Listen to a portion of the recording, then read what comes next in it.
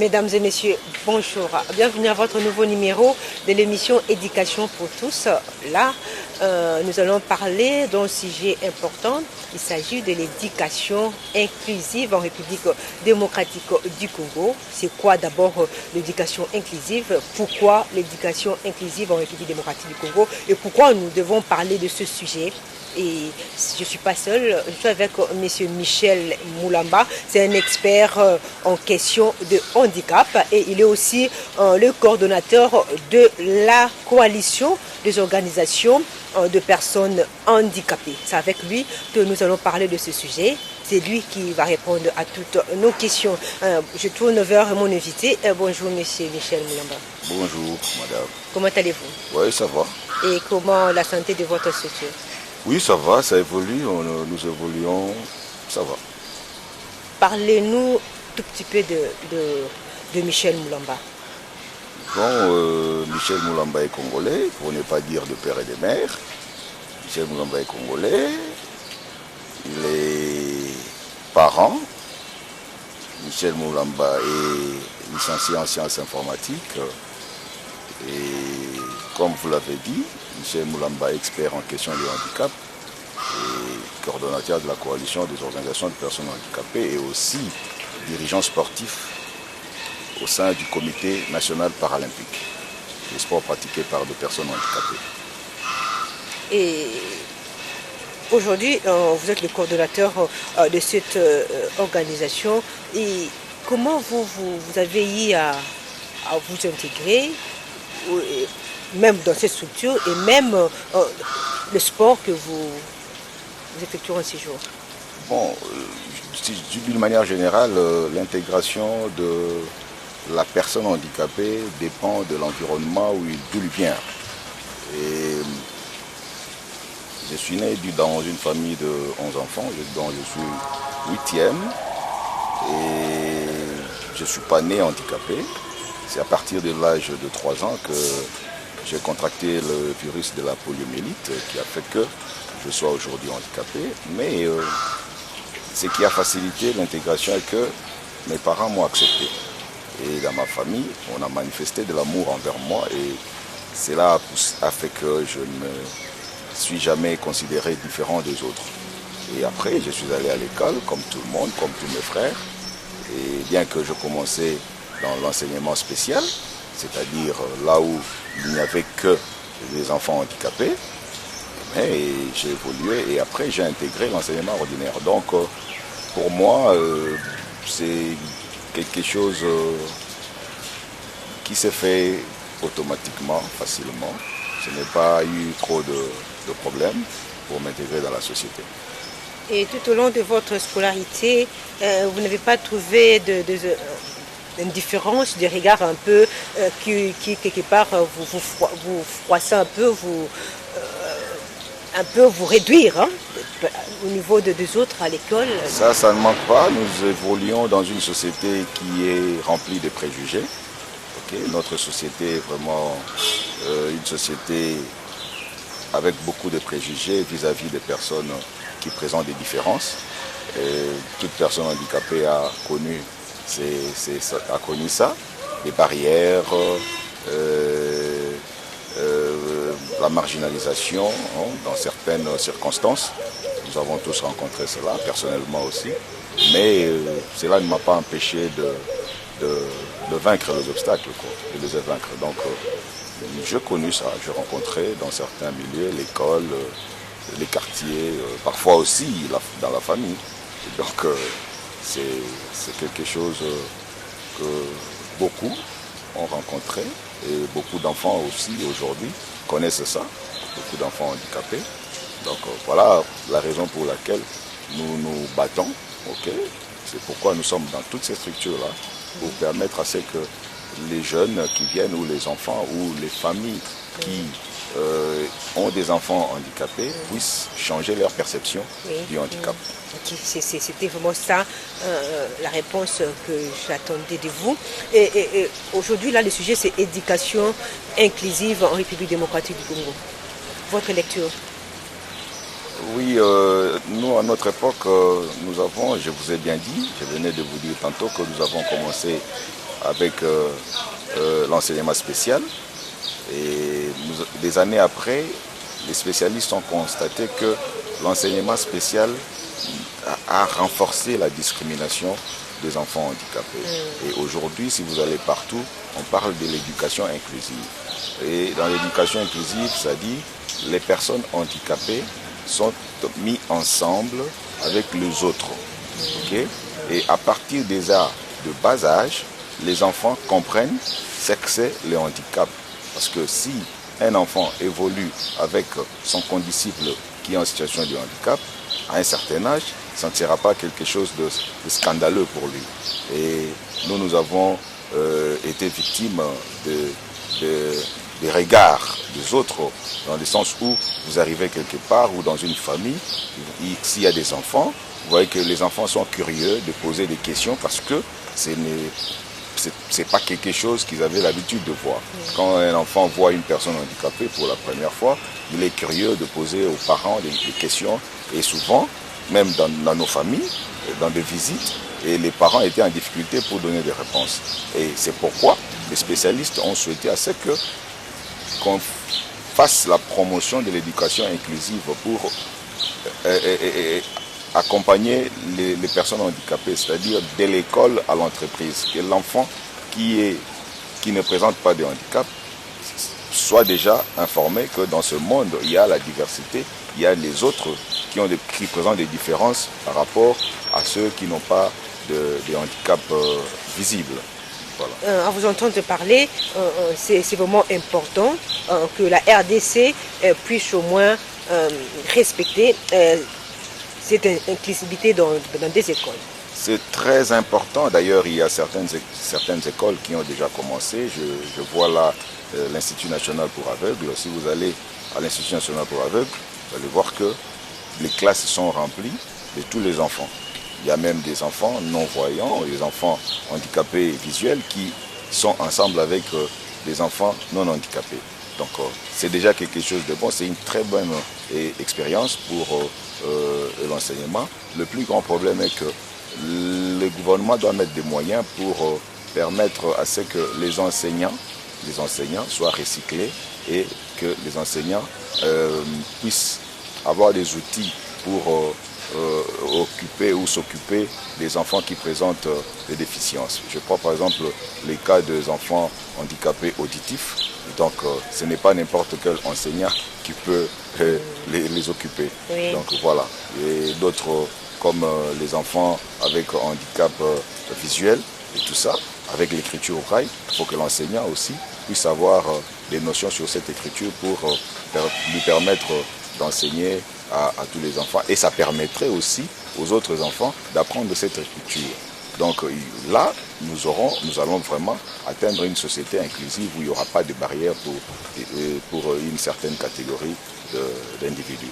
Et depuis que vous évoluez dans toutes ces structures, quel bilan dressez-vous de l'approche de l'éducation inclusive en République démocratique du Congo? Bon, par rapport à notre époque, non, il y a des avancées significatives, hein, nous devons reconnaître cela, bien que cela n'est pas vraiment l'effort du gouvernement, mais les structures spécialisées ont fourni beaucoup d'efforts et puis ceux qui travaillent dans le secteur du handicap ont fourni beaucoup d'efforts aussi, les organisations des personnes handicapées avec le plaidoyer dans tous les sens. Il y a eu des avancées significatives sur cette question. Hier c'était un rêve, mais aujourd'hui c'est une réalité dans certaines écoles. Quand vous y allez, vous trouvez, et aussi quand vous allez aujourd'hui dans des écoles de l'enseignement ordinaire, dans toutes les écoles, vous allez au moins trouver un ou deux enfants handicapés. Donc ce qui est important par rapport aux années passées. Pourriez-vous nous dire, est-ce qu'il y a une loi cadre de l'enseignement en République démocratique du Congo qui existe déjà pour la loi sur l'enseignement n'a pas... Il y a des lois, il y a certaines lois qui n'ont pas mis l'accent sur les enfants handicapés. Okay. Donc là, la loi qui est là reste vraiment sourde par rapport aux enfants handicapés. Voilà. Comment jugez-vous la qualité de l'enseignement en RDC dans dans le niveau de ces enfants vivant avec handicap? La qualité de l'enseignement en faveur des enfants handicapés au jour actuel, je dirais, elle est chaotique. Pourquoi? Parce que je vais prendre vite, par exemple, je prends par exemple la gratuité de l'enseignement. Vous savez, les gens applaudissent la gratuité de l'enseignement, tous les enfants à l'école, mais cela n'a pas été profitable, hein. Cela n'a pas profité aux enfants handicapés. Comment ça? Je donne un exemple. Quand vous regardez toutes nos écoles ici, à Kinshasa et à l'intérieur du pays, ne sont pas accessibles. Or, les personnes handicapées doivent bénéficier de l'accessibilité physique, pour accéder dans des classes, même dans certaines écoles. Moi, je suis à Kinshasa depuis mon enfance. Il y a des écoles, quand il pleut, il n'y a même pas moyen d'y accéder, même ceux qui ne présentent pas de handicap. Alors, à combien plus forte raison des enfants qui ont la mobilité réduite ou autre type de handicap. Donc, cette gratuité n'a pas profité aux enfants handicapés. Et bon, heureusement qu'il y a des institutions spécialisées qui continuent à fonctionner et qui accueillent les enfants handicapés. Mais pour les cas de l'enseignement ordinaire, je dirais non. Donc les enfants handicapés n'ont pas l'accès, et ce qui aussi fait en sorte que la qualité même de l'enseignement chez les enfants handicapés n'est pas du tout bonne. Et dans vos structures où vous évoluez, il y a au moins des démarches, des plaidoyers que vous avez eu à mettre en place, et c'est là le gouvernement au moins a pu entendre ce son-là et puis il a pu mettre quelque chose en place. Bon, c'est qu'il faut savoir qu'il y a plusieurs structures et chaque structure a ses objectifs à poursuivre. Donc toutes les structures ne font pas la même chose. Par exemple, moi je suis au sport. Alors je ne peux pas laisser le sport pour aller parler santé. Bien sûr, dans l'ensemble, il y a eu des revendications dans tous les sens. Et c'est, je dirais, aujourd'hui nous avons la loi qui est en traitement au niveau du Parlement. Je vous dirais aussi que c'est l'effort des organisations de personnes handicapées. Si nous avons aujourd'hui la RDC, si nous avons ratifié la Convention internationale relative aux droits de personnes handicapées, c'est aussi l'effort ou les plaidoyers des différentes organisations de personnes handicapées en République démocratique du Congo. Donc, les organisations de personnes handicapées continuent de travailler pour améliorer leurs conditions de vie. Aujourd'hui, déjà, vous avez un ministère le ministère des personnes vivant avec handicap. C'est déjà quelque chose de ouf pour cette catégorie de la population congolaise. Bon, je salue l'initiative parce que on ne peut pas tout condamner. Vous savez, lorsqu'il y a déjà une certaine volonté de la part des gouvernants, il faut applaudir. Mais moi, à mon niveau, je dis les choses ne pourront s'améliorer que s'il y a une politique au niveau du sommet, s'il y a une politique nationale du handicap, là, parce qu'il y a trop de confusion par rapport à ces ministères. Et moi, je suis au sport. Et nous avons connu des difficultés, par exemple, dans le traitement de nos dossiers. Et parfois, au début, parce que maintenant, ils ont compris, on nous renvoyait au ministère délégué. Et quand on allait au ministère délégué, les ministères délégués ne connaissaient rien sur le sport. Donc mais aujourd'hui, on a compris. Et, avoir les niveaux de notre pays, moi, je pense que c'était pas une très bonne décision. C'était pas une bonne idée de mettre en place c'était pas une très bonne idée. C'est une très bonne idée, ça c'est mon point de vue. Oui. Une très bonne idée de créer un ministère spécifique et puis qui n'a pas de soubassement. Parce que c'est un ministère vide. C'est-à-dire quand vous dites vide? C'est un ministère vide. C'est-à-dire? Je ne sais pas. Et vous êtes avec moi sur terre, en République démocratique du Congo. Je ne sais pas si c'est vous qui posez des questions, mais si je vous répliquer, si vous pouvez me dire le bilan depuis l'existence de ces ministères, qu'est-ce que vous avez constaté de positif en faveur de personnes handicapées? La réponse serait non.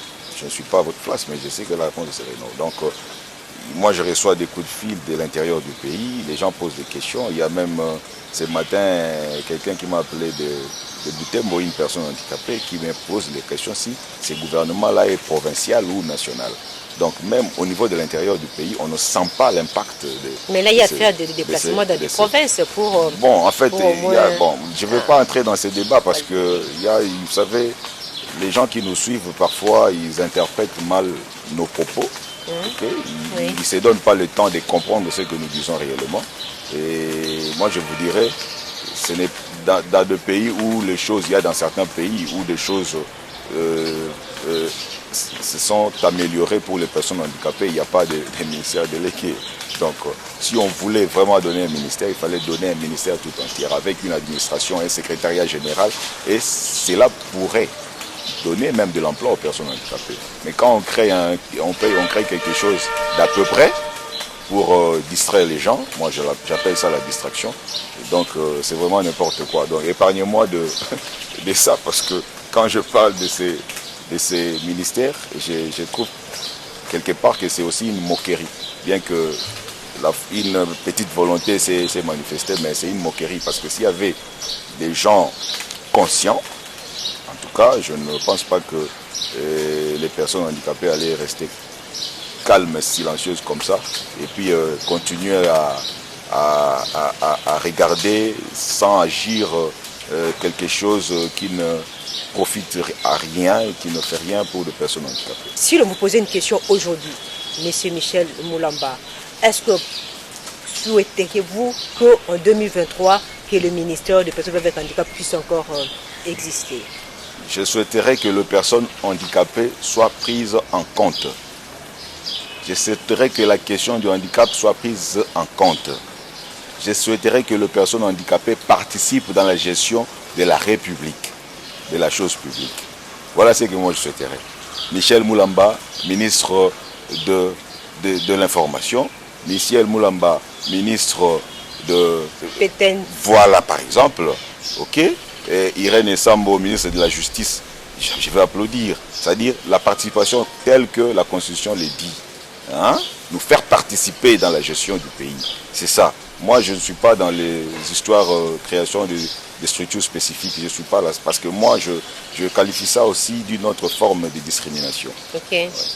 Mesdames et messieurs, là c'est M. Michel Moulamba. Avec lui, nous parlons d'un sujet aussi important, l'éducation inclusive. Et M. Moulamba, vous avez eu à participer, vous étiez parmi les formateurs, un atelier de formation avec les journalistes. Quel a été l'objectif de cette formation? Oui, Internews, c'est une structure qui fait le média inclusif. Alors, nous en tant qu'experts, nous avons été contactés par Internews pour organiser un atelier de formation sur les reportages avec des thématiques liées au handicap. C'est-à-dire permettre aux journalistes de la République démocratique du Congo, okay, d'avoir des terminologies appropriées pour dire les handicaps. Okay? C'était ça l'objectif. Et afin que la population, d'une manière générale, puisse aussi s'approprier de ces terminologies afin de supprimer en fait des étiquettes qu'on colle aux personnes handicapées. C'était ça l'objectif. Donc nous avons formé 15 journalistes, vous étiez aussi parmi ces journalistes-là, sur des questions liées au handicap. Et surtout on a insisté sur des terminologies. Et puis les spécialistes en communication ont parlé des techniques, comment interviewer des personnes handicapées, comment présenter la personne handicapée aux médias. Et c'était vraiment très bien. Et je pense que Internews a commencé. Et je souhaiterais aussi que notre gouvernement puisse emboîter les pas. Parce que la RDC est tellement vaste, nous n'allons pas nous limiter aux 15 journalistes. Donc Ça, c'est Internews qui a organisé. Mais moi, je demanderais à ce que le gouvernement aussi puisse, à travers le ministère de l'Information, comme il y a un jeune que j'apprécie beaucoup, Patrick Mouyaya, qui a la tête, que cela puisse aussi l'intéresser afin de pouvoir permettre à ce que notre société puisse vraiment atteindre un certain niveau par rapport aux autres pays africains. Parce que ce n'est pas normal que d'autres catégories n'aient pas l'accès à l'information. Je prends là le cas, par exemple, de nos amis handicapés auditifs. Seule la RTNC a des interprètes. Mais aujourd'hui, dans nos médias et les autres chaînes, nos amis handicapés auditifs n'ont pas accès à l'information. Et permettre à ce que toutes les personnes handicapées de toutes catégories puissent avoir accès à l'information parce que c'est un droit reconnu dans la Constitution. Okay. Vous avez relevé quelque chose là de très important. Vous avez dit des étiquettes qu'on colle aux personnes en situation de handicap. Quelles sont ces étiquettes-là? Il faut pour que les gens puissent comprendre. Mais aujourd'hui, avec les appellations, nous sommes dans un pays où on a mélangé des choses, une cacophonie terrible. Vous allez dans la Constitution, on parle des personnes avec handicap. Vous allez à la cité, on parle des personnes vivant avec handicap. Vous allez dans la convention, on parle de personnes handicapées ou de personnes en situation de handicap. Nous sommes dans quelle société? Nous sommes dans quelle société? Moi, en tant qu'expert, ça me choque. Okay? Donc, c'est pourquoi nous avons voulu sensibiliser le quatrième pouvoir, qui est la presse, les médias, afin de pouvoir faire ce travail et permettre à ce que la population, notre population, puisse aussi avoir des connaissances sur cette question et savoir dire les handicaps. C'est ça notre souci. On doit bien dire les handicaps. On ne doit pas appeler les gens n'importe comment. Parce que quand on a donné naissance à un enfant et que cet enfant a contracté les handicaps, et les handicaps ne doivent pas remplacer son nom. Il y a des gens qui appellent handicapés. Non, c'est d'abord une personne. Ok, il y a des gens intellectuels, mais qui disent ces handicapés-là. Okay, vous comprenez? Donc on doit aider ces gens-là à ne pas utiliser ces termes, okay, à utiliser des terminologies appropriées pour désigner des personnes handicapées. Monsieur Moulamba, des termes appropriés. Les termes appropriés, c'est ce que j'utilise. Oui. Depuis que j'ai commencé, vous suivez comment je parle. Oui. Je sais que j'utilise ça sur les termes appropriés. Oui. Vous avez été à la formation. Vous pouvez en citer deux ou trois, comme ça les gens peuvent... Oui, il faut dire personne handicapée ou personne en situation de handicap. Ok. Oui. Donc au lieu de... Parce que quand les gens disent personne vivant avec handicap, et je sais pas, bon, et celui qui dit personne vivant avec handicap, et c'est lui qui dit personne vivant avec le VIH. Ils disent la même chose. Le handicap n'est pas une maladie. Okay? Et quand vous consultez l'instrument juridique international qui est la Convention relative aux droits de personnes handicapées, on nous dit d'utiliser l'appellation personne handicapée. Et nous avons fait des débats et les autres ont parlé de l'origine du mot qui vient de l'anglais et tout ça. Vous étiez dans la salle, il y a eu des anglophones experts, ils ont expliqué. Okay? Donc les Congolais, ils ramassent des choses sans analyse, sans compréhension et ils veulent pas imposer, mais ils veulent l'utiliser sans pour autant aller en profondeur et faire des recherches parce que nous n'allons pas construire cette société que nous voulons vraiment inclusive sans avoir des connaissances sur cette question. On peut dire que lorsqu'on a voté l'appellation personne avec handicap, c'est qu'on n'a pas consulté. Non, les choses. Bon, à l'époque, dans la précipitation, les gens voulaient avoir un article qui parle clairement de personnes handicapées. Et puis, on a consulté des personnes handicapées pour participer à ces travaux afin de pouvoir mettre en place cet article 49. Bon, je dirais. À l'époque, ceux qui ont participé peut-être n'avaient pas encore reçu des formations ou la matière sur cette question. Et ça aussi, il faut le dire. Mais après, beaucoup me suivent, ils seront conscients de cela, que Handicap International nous a beaucoup aidé. Il nous a assisté. Okay? C'est Handicap International qui a permis à ce que nous ayons des experts au pays qui sont aussi des personnes handicapées sur cette question. Et c'est une erreur, mais on ne doit pas continuer dans l'erreur. Donc cela s'est glissé dans la Constitution, mais on ne doit pas continuer dans l'erreur. Donc il faut dire personne handicapée, personne en situation de handicap, personne en mobilité réduite, handicapé auditif, handicapé visuel, et déficient intellectuel ou handicapé intellectuel, au lieu de dire retardé mental, sourd, muet, tout ça, aveugle, machin. Si vous voulez dire aveugle, vous dites personne aveugle, ça passe. Personne d'abord. Commencez par personne, voilà. Et puis terminer Commencez avec... par personne et puis personne aveugle, ça passe. Il ne faut pas dire handicapé, non. Personne handicapée, ok. Aveugle, non, il ne faut pas dire aveugle. Ok. Oui. Voilà. Ok, mesdames et messieurs, vous allez suivre quelques images. Il y a réaction de quelques personnes en situation de handicap ont réagi par rapport à ce sujet. Suivons les images et puis nous allons revenir juste après. Oui, les personnes handicapées doivent s'intéresser aux élections parce que c'est une cause nationale, c'est pour l'intérêt de la nation, c'est pour la représentativité de la personne en situation de handicap. Dans notre pays, la personne handicapée n'est pas représentée dans les institutions de décision ou dans les institutions législatives. Pourquoi il est important que dans les partis, sur les listes, il y ait des personnes handicapées dans ces différentes listes. Mais malheureusement, il y a soit exclusion dans les partis politiques qu'on n'accorde pas beaucoup d'importance aux personnes handicapées. C'est à peine dans quelques partis. Et aussi ailleurs, dans d'autres pays, dans d'autres sociétés.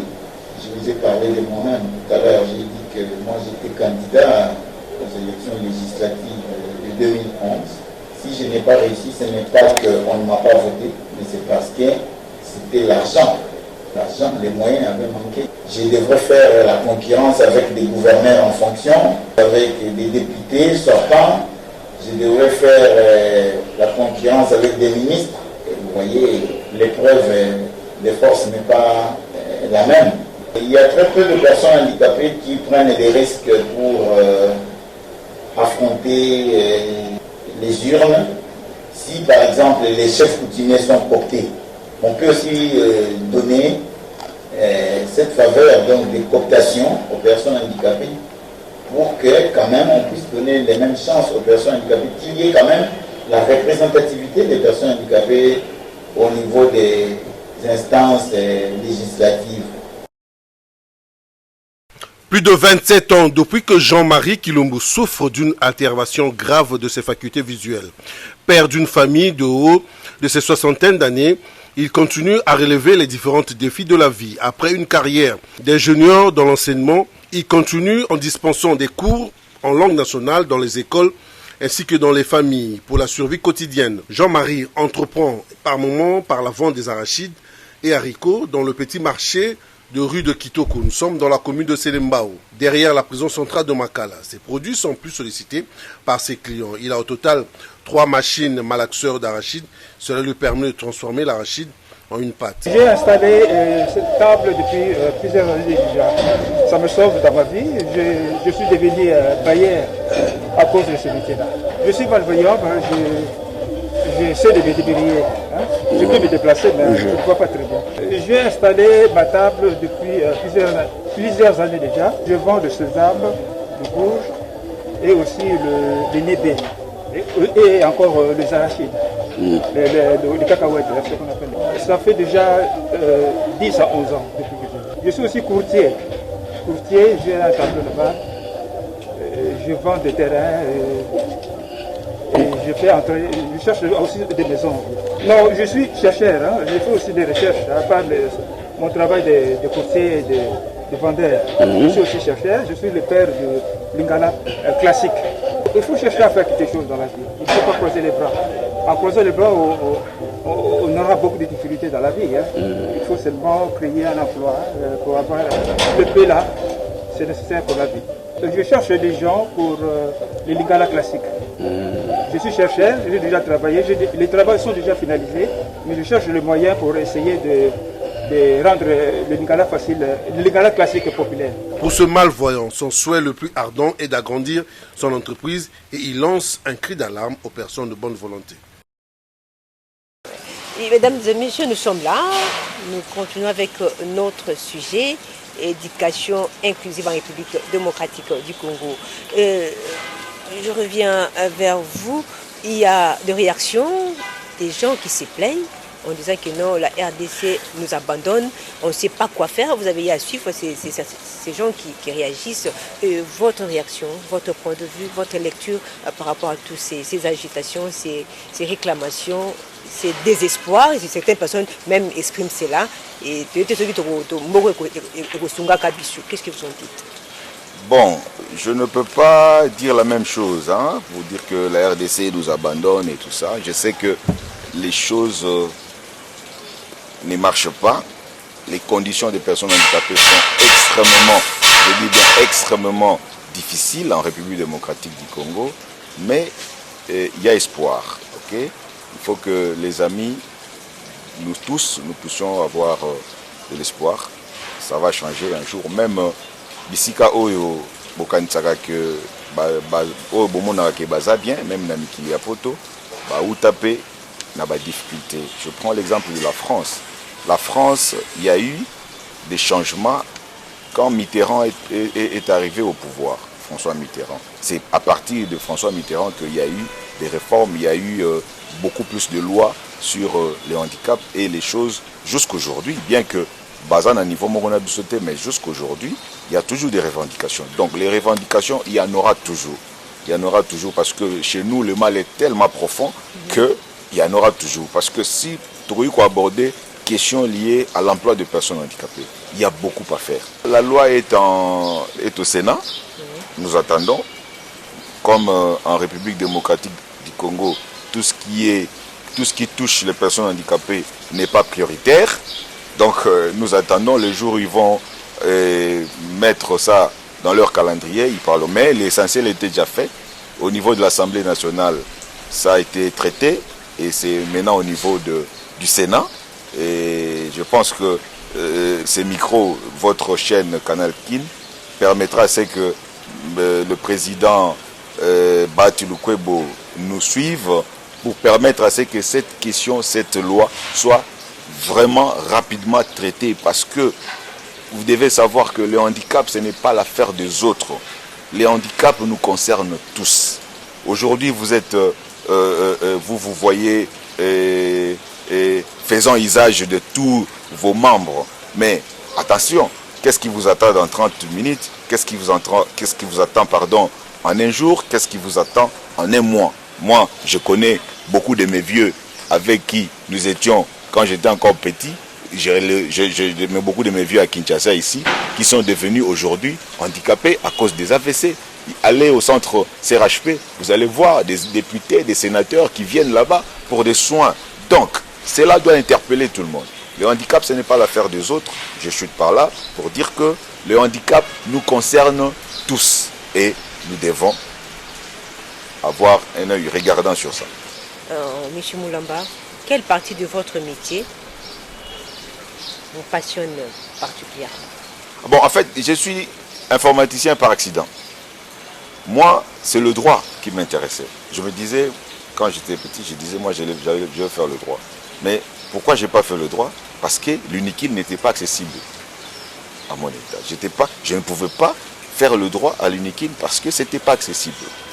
Et j'ai failli développer une autre maladie en dehors du handicap que j'ai. Alors, oui, l'informatique est devenue une passion pour moi parce que j'ai donné tout de moi. Parce que, et c'est quelque chose qui m'a facilité beaucoup de choses. Parce que tout se fait avec le main et la tête. Ok? Et je suis dedans.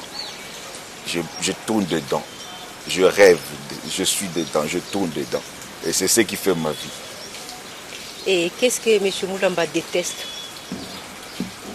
Le rejet. Le rejet. Je déteste le rejet. Je déteste la discrimination. Je déteste l'injustice. Ouais. Merci beaucoup. C'est moi qui vous remercie. Et mesdames et messieurs, c'est la fin de votre émission Éducation pour tous. Mon invité était monsieur Michel Moulamba, expert en question de handicap et le coordonnateur de la coalition des organisations de personnes handicapées. C'est avec lui que nous avons animé cette émission. La chose que moi j'ai retenue là, il a dit l'handicap est l'affaire de tous. Au revoir.